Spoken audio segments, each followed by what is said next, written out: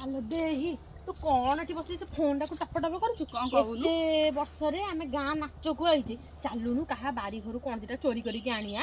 ନହେଲେ ଆମେ ସିନା ଏମିତିଆ କଣ ଗୋଟେ କାଣ୍ଡ କଲେ ଲୋକ ସିନା ମନେ ରଖିବେ ନା ସେ ଦି ଭଉଣୀ ଏତେ ବର୍ଷରେ ଆଇଥିଲେ ଗୋଟେ ଏଡେ ବଡ କାଣ୍ଡ କରିକି ଯାଇଛନ୍ତି ବୋଲି। ଯେ ତୁ ଘରୁ ଗୋଟେ ଅଖା ନେଇକି ଆଇଲୁନୁ।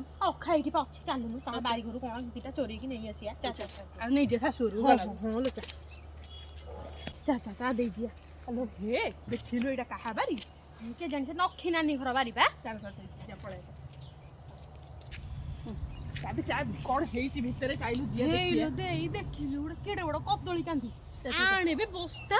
ଚାକୁ କାଟିକି କେମିତି ନେଇଯା, ତୁ ସେ ଗଛରେ ଚଢ, ଏଇପଟେ ଚଢ, ଚା ନେଇଯା ତାକୁ ବସ୍ତା। କଦଳୀ କାନ୍ଦିଟା ନେଇଯା ଟି। ହଁ ନବା ଯେ ଗୋଟେ ଦାଆଣେ ଆଉ ଅନେଇଲୁ ସେ ନଖି କିଛି ଶୋଧିବନି ତ? ନାଇଁ ମ ସିଏ କଣ ଶୋଧିବ, ସେ ସିନା ଦେଖିଲେ ଆମେ ତ ଦିନ ଅନ୍ଧାରରେ ଚୋରେଇକି ନବା, ଦେଖିବ କେମିତି? ଡେରି କରନା। ହେ ଦେଖିଲୁ କେତେ କଖାରୁ ଡଙ୍କ, ସେଠି କଲରା। ହେ ଚା ଜଲ୍ଦି ଲେଟ୍ କରନା।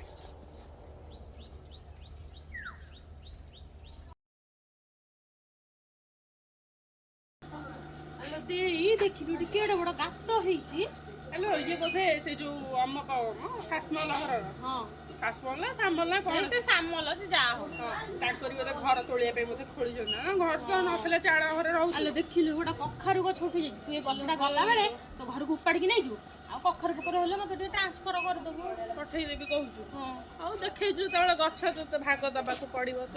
ଆଉ ଯୋଉ ଅନେଇଲୁ ସେଠୁ ଯୋଉ ତାଙ୍କର ଯୋଉ କଦଳୀ କଖାରୁ ପତ୍ର ସବୁ ଆଣିଥିଲୁ ବ୍ୟାଗରେ ପୁରେଇକି ରଖିଛୁ ଟି? ହଁ ମୁଁ ଲୁଚେଇକି ରଖିଦେଇକି ଆଇଛି। ଆଉ ଅନେଇଲୁ ତୁ କେତେ ଦିନ ରହିବୁ ନା କାଲି ପଳେଇବୁ? ନାଇଁ ମ ରହିବା 2-4 ଦିନ ଖଣ୍ଡେ କିଏ? 15 ଦିନ ରହିବା। ତୋ ଶାଶୁ କହିଛୁ ଟି? ହଁ ମୁଁ ପୁରା କହିକି ଚଇକି ଚିକଣ କରେଇ ଦେଇକିରି ଆଇଛି ଆଉ।